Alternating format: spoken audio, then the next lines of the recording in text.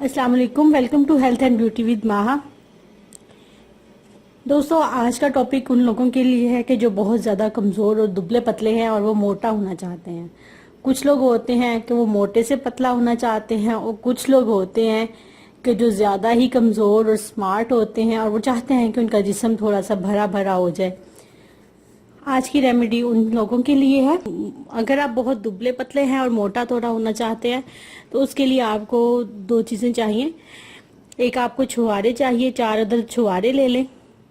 किसी भी पंसारी की दुकान से आपको छुहारे मिल जाएंगे। और 1 गिलास गर्म दूध। छुहारों को आपने रात भर जो है 1 गिलास दूध में भिगो देना है और जब सुबह उठना है तो इस दूध को गर्म करके इसमें से छुहारे खा लेने हैं। खूब चबा चबा कर खा लेने हैं और दूध पी लेना है।